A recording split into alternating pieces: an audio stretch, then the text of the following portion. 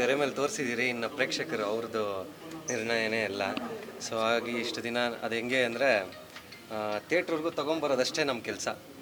ಅದಾದಮೇಲೆ ಎಲ್ಲ ಪ್ರೇಕ್ಷಕರು ಹೇಳಬೇಕು. ನಾನು ಒಂದು ಕೇಳ್ಕೊಳ್ಳೋದು, ಕನ್ನಡಿಗರಲ್ಲಿ ಹೊಸ ಪ್ರತಿಭೆಗಳನ್ನ ಬೆಳೆಸ್ಬೇಕು. ನಾನೇ ಎಲ್ಲ ಹೊಸ ಪ್ರತಿಭೆಗಳನ್ನೂ. ಆವಾಗಲೇ ಒಂದು ನದಿಯಲ್ಲಿ ಹಳೆ ನೀರು ಜೊತೆ ಹೊಸ ನೀರು ಬೆರೆತಾಗಲೇ ಅದು ಸ್ವಚ್ಛವಾಗಿ ಕಾಣೋದು. ಹಾಗಾಗಿ ಹೊಸ ಪ್ರತಿಭೆಗಳಿಗೆ ಅವಕಾಶ ಕೊಡಿ, ಬಂದು ಥಿಯೇಟ್ರಲ್ಲೇ ನೋಡಿ ಅಂತ ಜಾಲಿ ಸಿನಿಮಾನ ನಾನು ಕೇಳ್ಕೊತೀನಿ. Thank you. ಸಾಕಷ್ಟು ಒಳ್ಳೆ ಪ್ರತಿಕ್ರಿಯೆ ಬರ್ತಾ ಇದೆ. ಏನು ಅನ್ನಿಸ್ತಾ ಇದೆ ಫಸ್ಟ್ ಡೇ ಫಸ್ಟ್ ಶೋ ನೋಡಿ? ತುಂಬ ಖುಷಿ ಆಯಿತು. ಸೊ ಅಂದರೆ ಪ್ರೇಕ್ಷಕರಲ್ಲಿ ಅಪೇಕ್ಷೆ ನಾವು ಅದೇ. ಅಂದರೆ ಇಷ್ಟು ದಿನ ಕಷ್ಟಪಟ್ಟು ಒಂದು ತೆರೆ ಮೇಲೆ ನೋಡಿದಾಗ ಅವರು ಒಂದು ಮಾತು ಚೆನ್ನಾಗಿದೆ ಅಂತ ಹೇಳ್ಬಿಟ್ರೆ ಇಷ್ಟು ದಿನ ಪಟ್ಟಿರೋ ಶ್ರಮ ಎಲ್ಲ ನೀರಲ್ಲಿ ಹೋಗ್ದಂಗೆ ಹೋಗ್ಬಿಡುತ್ತೆ.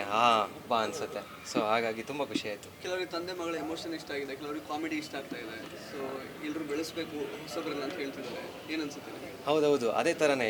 ಯಾಕಂದರೆ ಒಬ್ಬೊಬ್ರದ್ದು ವೈಯಕ್ತಿಕವಾಗಿ ಒಬ್ಬೊಬ್ರಿಗೆ ಒಂದೊಂದು ಇಷ್ಟ ಆಗುತ್ತೆ.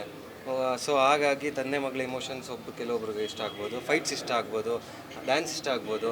ಹಾಗಾಗಿನೇ ಎಲ್ಲನೂ ಮಿಶ್ರಣ ಮಾಡಿ ಒಂದು ಹಬ್ಬದ ಊಟ ಥರ ಬಡಿಸಿದಾಗ ಅದರಲ್ಲಿ ಯಾವುದನ್ನ ಒಂದಾದರೂ ಕೆಲವ್ರಿಗೆ ಇಷ್ಟ ಆಗುತ್ತೆ. ಅದೇ ಥರ ತಾರುಷ್, ಕಾವೇರಿ ಹೋರಾಟ ನಡೀತಾ ಇದೆ ಆಚೆಗಡೆ. ಈಗ ಜನರು ಚಿತ್ರಮಂದಿರಕ್ಕೆ ಬರಬೇಕು ಅಂದರೆ 2 ಸಲ ಯೋಚನೆ ಮಾಡ್ತಾರೆ. ನೀವು ಕಂಟೆಂಟ್ ತೊಗೊಂಡು ಬಂದಿದ್ದೀರಾ, ಏನು ಹೇಳ್ತೀರಾ? ಸರ್, ಕಾವೇರಿ ಹೋರಾಟಕ್ಕೆ ನಮ್ಮೆಲ್ಲರ ಬೆಂಬಲ ಇದ್ದೇ ಇರುತ್ತೆ. ಸೊ ನಮ್ಮೆಲ್ಲರ ಬೆಂಬಲ ಇದ್ದೇ ಇರುತ್ತೆ. ಆದರೆ ಏನಂತ ಹೇಳಿದ್ರೆ, ನಾವು ಇಷ್ಟು ದಿನ ಪರಿಶ್ರಮ, ಸುಮಾರು 10-12 ವರ್ಷ ಪರಿಶ್ರಮ ಇದೆ, ಅದು ಇವತ್ತಿನ ದಿನ ನಿರ್ಣಯ ಆಗುತ್ತೆ. ಬಟ್ ಕಾವೇರಿ ಇದು ಕೂಡ ನಮ್ಮ ಬೆಂಬಲ ಪ್ರತಿಯೊಂದು ಇದ್ದೇ ಇರುತ್ತೆ ಸರ್.